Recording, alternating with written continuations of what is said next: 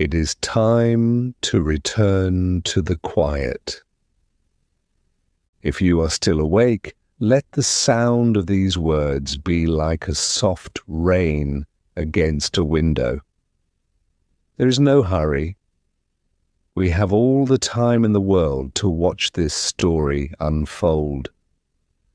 We are going to linger in the corners of these rooms. We are going to watch the dust motes dance in the light of the computer screens.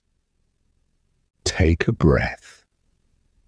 A slow, deep breath. The story of the company that almost disappeared is not a story of speed.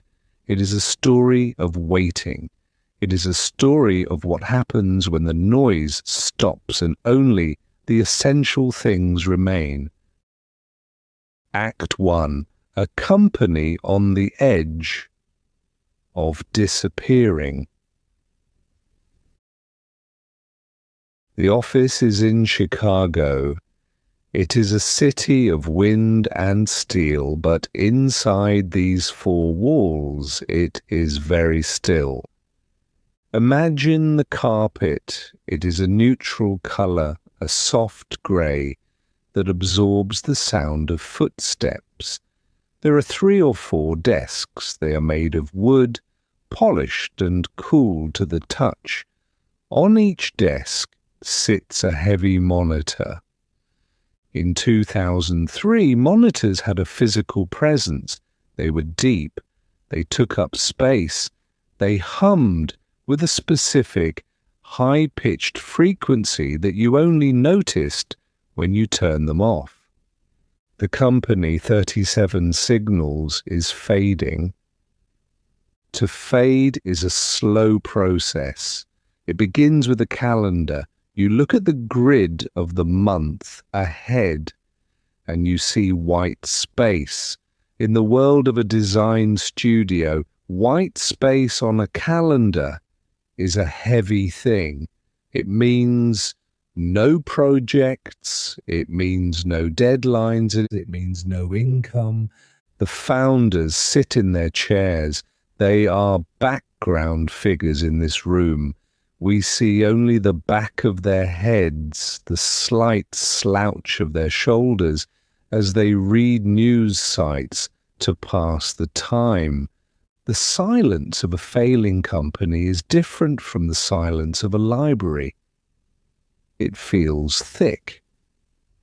Every time the refrigerator in the small break room kicks on, the sound feels loud. Every time a car passes on the street below, the tire noise echoes up the walls. They check the bank account. It is a ritual now. They log in, they see the number. The number is $50,000. Then it is $48,000. Then it is $45,000. It is like watching the tide go out. You can't see the water moving, but you notice that the sand is getting drier.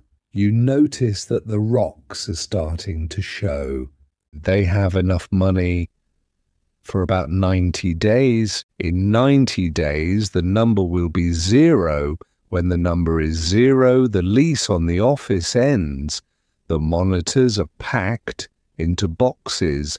The grey carpet is vacuumed one last time for a new tenant, and the company ceases to exist. They do not talk about this much.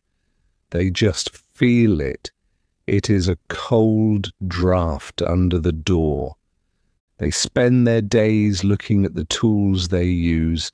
They have been web designers for years. They are good at it. They like making things clear, but there is no one left to hire them to make things clear. The world is in a lull. The internet bubble had popped a few years before, and the air is still thin. They drink their coffee slowly. The steam rises from the ceramic mugs curling into the air. and disappearing. They watch the steam. They watch the clock. The company is a ghost waiting for the sun to come up and wash it away. Act 2 before it had a name. But inside this ghost, there is a small, solid core. When the company was busy, back when the phone rang every hour, they were frustrated. They were frustrated by the mess of being successful.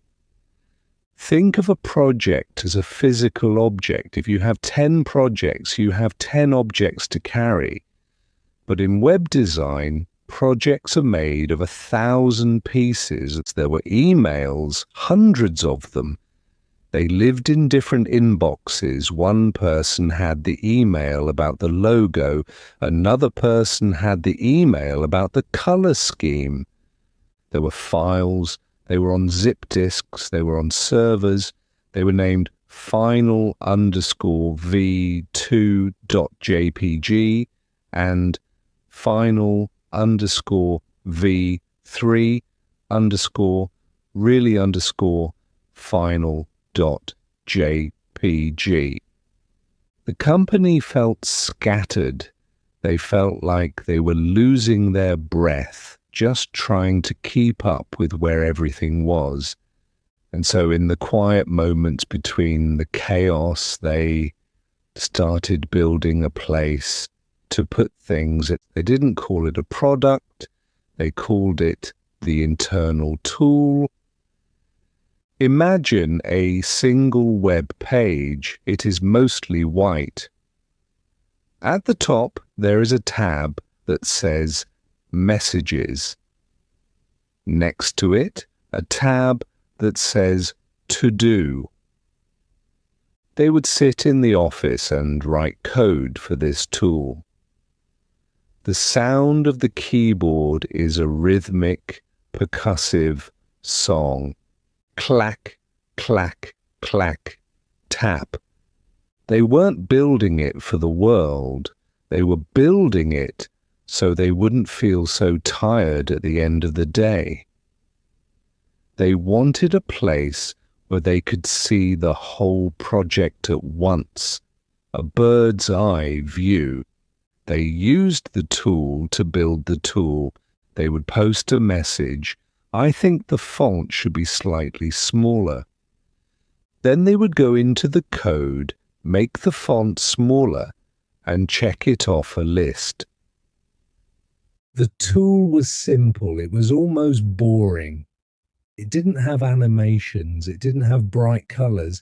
It was like a clean, empty notebook. They liked the way it felt to use it. It felt like stepping out of a crowded street into a quiet garden. As the client work began to dry up, they spent more time in the garden. They polished the edges of the tool. They made the Add a Comment button feel just right. They made sure the pages loaded fast. They were like carpenters building a house they intended to live in themselves. They weren't worried about the resale value.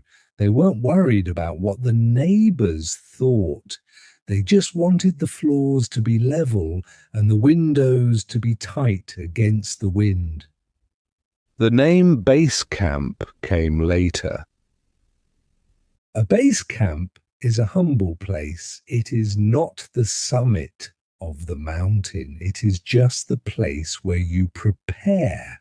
It is where you find your bearings. They liked the humility of that idea. By the time the office grew truly quiet, the tool was finished, or as finished as it needed to be. It sat on a server invisible to the world, holding the company's few remaining thoughts.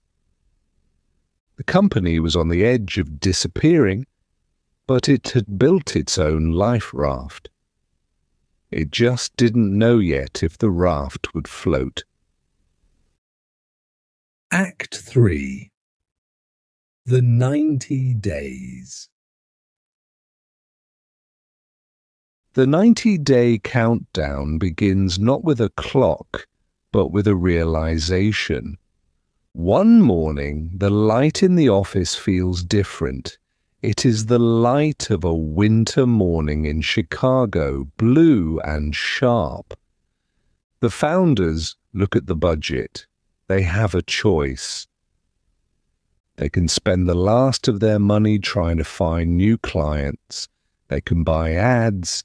They can go to conferences. They can try to scream into the wind. Or they can take this little tool, the one they built for themselves, and they can try to sell it. They decide to try. But they do not move fast. They do not have a launch. A launch is a loud thing. It involves fireworks and shouting. They choose a release. A release is like letting a bird go from your hand. You just open your fingers and see if it flies. They spend the first 30 days making the tool multi-tenant. This is a technical term, but imagine it like an apartment building.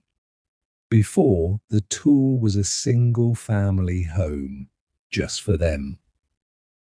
Now they have to build the walls so that other people can have their own private spaces inside it. They work in silence. The sound of the heater is the only music. Clunk. Whir. They write the pricing page. This is a moment of deep quiet. How much is a peace of mind worth? They don't want to charge a lot. They want it to be a monthly fee, a subscription. In 2004, this was a strange idea. Most people bought software in a box. They bought it once and owned it forever. The company decides to charge $19 a month. It is a small number. It is the cost of a few lunches. They don't know if $19 a month will save them. If you have $40,000 in expenses, you need a lot of people to pay you $19. They do the math on a yellow legal pad. The lines on the pad are thin and blue. The pencil lead is dark. They need hundreds of customers just to break even. They have 0. Day 45 arrives. They put the tool online. There is no press release. There is only a link on their blog. The blog is called Signal versus Noise. It is a place where they talk about design and simplicity. A few thousand people read it. They post the link. Here is Basecamp. It is what we use to run our business. Maybe it will help you run yours. Then they wait. They sit in the office. They watch the logs. A log is just a list of events. It shows when a computer somewhere else in the world talks to their computer. 10:15 a.m. Visit from London. 10:20 a.m. Visit from New York. They watch the screen. The cursor doesn't move. Then the first sign-up happens. A name appears in the database, a stranger, someone they have never met, someone who is willing to give them $19 a month to help organize their life. Then another, then a gap of 4 hours where nothing happens. They go to lunch, they eat sandwiches in a small shop. They don't talk about the tool, they talk about the weather, they talk about the snow. When they come back, there are 3 more sign-ups. It is not a gold rush, it is a slow drip, drip, drip, drip. At the end of the first month of being public, they have made a few $100s.